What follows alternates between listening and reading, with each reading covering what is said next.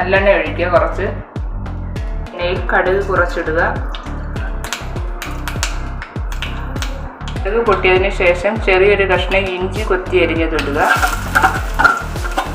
2 ചെറിയ കഷ്ണങ്ങളായി മുറിച്ച പച്ചമുളക് ഇടുക. അതിന് ശേഷം ഇതിലേക്ക് വെളുത്തുള്ളി ഇടുക.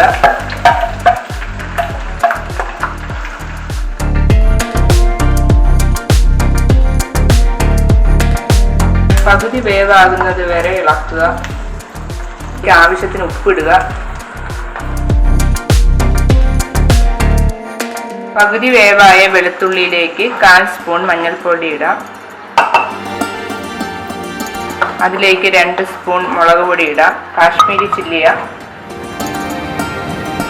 1/4 സ്പൂൺ കായപ്പൊടി, 1/4 സ്പൂൺ ഉലുവാപ്പൊടി എന്നിവ നല്ലതുപോലെ യോജിപ്പിക്കുക. ഇനി നമുക്കിതിലേക്ക് ചെറിയൊരു കഷ്ണം ശർക്കര ഇടാം. ഇതെല്ലാം ഒന്ന് ബാലൻസ് ചെയ്യുന്നതിനാണ് ശർക്കര ഇടുന്നത്. ശർക്കര ഇല്ലെങ്കിൽ പഞ്ചസാര ഉപയോഗിച്ചാലും മതി. ഇനി നമുക്കിതിലേക്ക് ആവശ്യത്തിന് വിനാഗിരി ഒഴിക്കാം. 6 സ്പൂൺ വിനാഗിരി ഉണ്ട്. അച്ചാർ കേടാകാതിരിക്കുന്നതിനാണ് വിനാഗിരി ചേർക്കുന്നത്.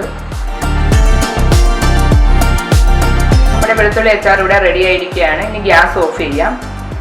വെളുത്തുള്ളി അച്ചാർ തണുത്തതിന് ശേഷം മാത്രം ഗ്ലാസ് ബോട്ടിലിൽ നിറയ്ക്കുക.